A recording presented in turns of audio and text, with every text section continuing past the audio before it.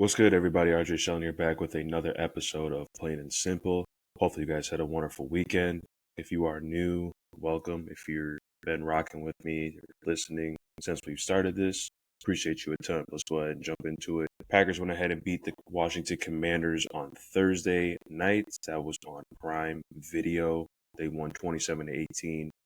Jordan Love was 19 of 31 from the field, 292 yards, throwing 2 touchdowns. Josh Jacobs had 23 carries for 84 yards and 1 touchdown. And then Tucker Kraft went ahead and led the receivers in receiving yards. Yes, tight ends can be receivers as well. He had 6 receptions for 124 yards and 1 touchdown. I believe he is among the only one, or there might have been one more, that had over 100 yards at the tight end position in Green Bay history. Don't quote me on that, but what I'm getting at is that he did something that a tight end Packer hasn't done in a very long time. So shout out to Tucker Kraft. Man, this offense, let's go ahead and talk about them first and go to the defense. I mean, if we look at this team right now, we're clicking on all cylinders. You got Jordan Love going ahead, continuing to be interception-free for 2 games. We got Josh Jacobs obviously going ahead and doing what he needs to do to keep the momentum on our side when it's about running the football or getting tough yards or putting us in a good situation. And then we just have playmakers all around when it comes to wide receivers, tight ends, all that good stuff. I mean, you look at it, I already mentioned Tucker Kraft's stats earlier. He had 6 receptions. Mixed. We had questions if he was going to go ahead and do anything. 4 receptions for 44. Malik Heath, who had an unreal grab for 37 yards. Kind of a momentum started to go ahead and get us to where we can go ahead and score, showing up big. Musgrave had 2 receptions for 32. Dobbs, 3 receptions for 28 and a touchdown. There was a great one-on-one that he won in the red zone. And he looks very good. He looks happy. I don't even say happy. He's very engaged in what he's trying to do. And that's just with everyone throughout this offense. Everyone's engaged and ready to go ahead and put their best foot forward to win games. Jaden Reed went ahead and had a great catch, number 1.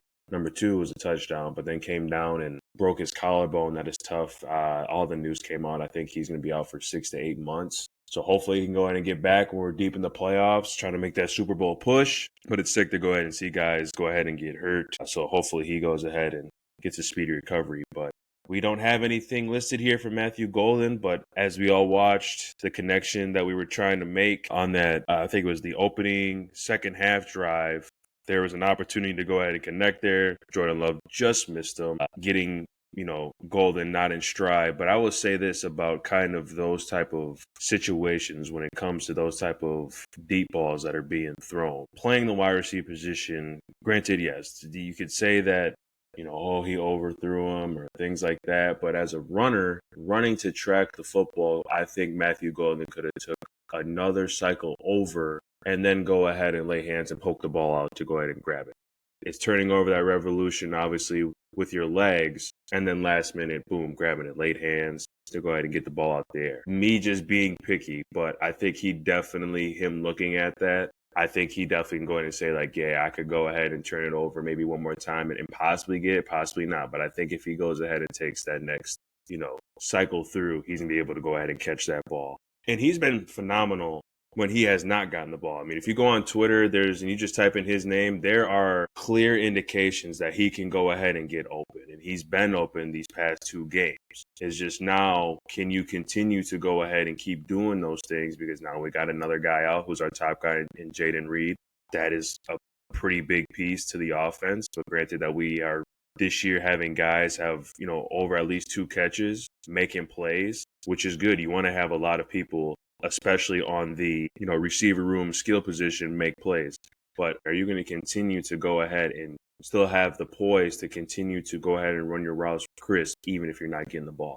So it's going to connect with Matthew Golden and Jordan Love. I think it's definitely going to be something cool to watch, and it just adds more fuel to the fire for our skill position for the Green Bay Packers. Matt LaFleur, I mean, these past 2 games, he's been unreal play calling. At times, we got in a little situation where we still have those. When we come out in the second half, we're always 3 and out. I would love if we can go ahead and just figure that out. I guess it's just a part of identity. We kind of really don't have a solution, I feel, but we got to go ahead and get that squared up because there's going to be coming time where we need to go ahead and put the the pedal forward. One sneak little play that I want to go ahead and talk about that I thought that was kind of cool. I think it might have been the second quarter where we had scored. They had ran like a little wildcat formation for Williams. That was kind of cool going ahead and doing that. If he didn't slip, he might have got a little bit more, but thank God he held on to the football because I was looking up like, oh man, he's probably going to go ahead and flip this as soon as he made that cut back inside, but he didn't. And then we go ahead and do a jet sweep motion to Golden, and then that was when Romeo Dobbs went ahead and got that one-on-one in the red zone. So it's just cool seeing what Matt LaFleur is doing with this team. He has so many weapons. He has so many things that he can do. So kudos to the offense. Let's move on over to the defense, continuing to go ahead and just fly to the football, getting home on third downs. Rashawn Gary had a sack. Wyatt had a sack. Edgin Cooper had a half a sack, along with Michael Parsons. D-line linebackers flying around. Cooper had 7 tackles. Walker, I believe, had a handful as well. I mean, he was everywhere. He had 4. Our secondary, I'll tell you what, both corners. Keyshawn Nixon played fantastic. We had questions if he's able to go ahead and play one-on-one. I mean, he showed us past Thursday that he's able to go ahead and make plays. I mean, this is probably his best game as a Packer since he's joined, especially at the quarterback position. I wouldn't be surprised if he was not the highest, graded cornerback of this past weekend. He played phenomenal. And if he continues to do that and has the confidence to be able to play that type of play at the corner position, we're already in a really good situation with what we got going on within the box. But if we have our corners playing at a high level, man, what's stopping us, if you ask the question? And then Bullard had a huge game as well. He had 5 tackles, but he was just all over the field. I mean, they were throwing those swing passes. He was breaking it up, getting tackles. Always good seeing him. Nate Hobbs was in. He was injured after going ahead. I think he got his knee looked at. He was in. You really didn't see him, but he was there. He was doing what he needed to do, and there's a couple plays where he's around the football and he's probably getting back into the rotation of things, but he looked good out there. The knee looked good. What a time. I'll tell you that right now. What a time for the Packers to be where they're at right now. I mean, we are undefeated in the NFC North. Only 2 games. We do start our road trip. We do go ahead and go to the Cleveland Browns and play them at noon. So we're going to see what we're about when it comes to this road little stretch that we have here, and we should see what goes down. But I'm liking what I'm seeing. It's just crazy to see what we're doing on both ends, so let's keep it up. Moving on over to the Badger football here. Tough loss against Alabama. They lost 38-14. Danny O'Neal was 11 of 17, 117 yards, 1 touchdown, 2 interceptions. Dupree had 7 carries for 26 yards. Ballard had 1 reception for 41 yards and 1 touchdown. For the offense, going into Alabama, we all knew that they possibly weren't going to be able to go ahead and handle maybe the crowd, maybe the team. But if you went ahead and kind of looked at the beginning of the game, you saw that there were glimpses of opportunity to go ahead and win. And what I mean by that is you always have opportunities in ball games to see if you can go ahead, number 1, compete against the other team. Number 2, can you hang with these guys? And in the beginning of the game, you can tell that Wisconsin was trying to go ahead and figure that out on the offensive end. Defensive end, they were completely fine. They were going to go ahead and come and compete. I mean, I think Alabama went on it a couple times on 4th down, but there was times where the defense for Wisconsin just didn't make a tackle or they missed a tackle. They were giving you 3 and outs, and you go ahead into where I'm talking about with Danny O'Neal had 2 interceptions. One of those where the defense went ahead and got a 3 and out, then your offense comes back on the field and they throw a pick. So you see that the offense was trying to go ahead and, possibly they maybe were a little bit nervous. Maybe they didn't want to go ahead and, play in the first half. But then they started to get warmed up a little bit, getting the jitters out. But the biggest thing is when you have to go into games like that, especially against Alabama and there's nothing to lose, you got to have a game plan. And I think the game plan for Wisconsin, again, that's running the football. But there was not in any type of movement flow to go ahead and even have an opportunity to do anything within the first half. I wouldn't even say it was scared. Maybe they just, the O-line, I mean, their guy that they had came back for center got hurt. They had a little situations here and there, but you could just tell that it wasn't a good performance right away as soon as they went ahead and started with the first drive. And then it just snowballed after that. And then he settled down, and then he got, a touchdown in the second half. It was just a very scary first half for the Wisconsin offense. during this game.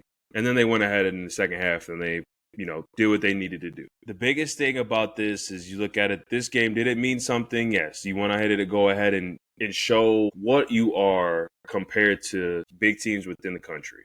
If you go to Alabama, they're 14th.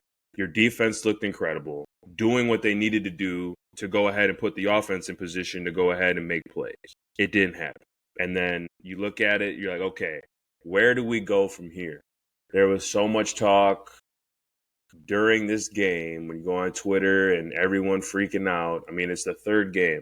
What other head coach are you going to find that is going to be better than Fickle? And the reason why I say that to you guys is because there are so many factors now that you have to go ahead and accumulate for when you go ahead and coach within the Big Ten or just coaching in period when it comes to college football. You see guys obviously getting paid, NIL, all that. And now you see it's a free-for-all. And now that you see, okay, how can we go ahead, not even saying that money is the problem of, not getting guys in, but kind of is. Like, you're not going to get, guys that Alabama are getting. But how can you go ahead and do that? You have to go ahead and start somewhere. And I know that they haven't been to a bowl game, but again, you have to start somewhere and you have to trust the process of what's going to go ahead and happen. They have the right pieces in there when it comes to coaching. I feel Mike Tressel, especially on the defensive end, I don't think he needs to go anywhere, from my honest opinion. The only thing that's lacking on that team is secondary. But the time that I was looking at it, it just looked like a lot of them were scared to make plays. They were in position. They just didn't trust in their abilities to go ahead and do it. So I don't think that there's really anything wrong with the defense. It's probably majority all of the offenses has been for, God, I don't know. And you can look at it and be like, oh, okay. Well, I mean, back then, when we were going to bowl games, things like that, running the football, not really having a top quarterback. But if you look at it right now, I mean, what's the difference? You played a great Alabama team. Now you know where the measurement stick is, and now you know what you need to do when you go ahead and play next week. And that next week is going ahead and playing against Maryland. And Maryland right now went ahead and, let's see, who did they play? They went ahead and played a cupcake team and won 44-17. So you got to go ahead and see kind of where Wisconsin's playing a primary team in Alabama to be like, all right, we can learn in knowing what we need to do and go ahead and take this in and play Maryland and go ahead and should possibly have an opportunity to win this game. So we shall see what happens. They go ahead and face Maryland this Saturday at 11 a.m. And then last but not least here, our Milwaukee Brewers. They went ahead and took the series against the Cardinals. They lost on Sunday to the Cardinals 3-2. Was at that game with the guys. We had a wonderful time there, even though they lost. We had good vibes, good tailgate, good food early. We'll do it 1,000 times. But they go ahead and face the Angels in the 3-game series. And then they go on the road to St. Louis after they get done with that 3-game series versus the Angels. Still number one, obviously in our division, 91-59. We went ahead and clinched a playoff, obviously, spot, but we have to go ahead and continue to win ball games to go ahead and get that top spot so we can get that, that 5-game series instead of having to play in that 3s. Continue to do what we're doing, man. It's exciting times right now in Wisconsin when it comes to our professional teams. Let's just keep on keeping on. And with that, people, we will see you sooner rather than later. Lineup of guys, obviously, what we do on Off the Top show are definitely be in full effect. You guys have a good one. We'll see you soon.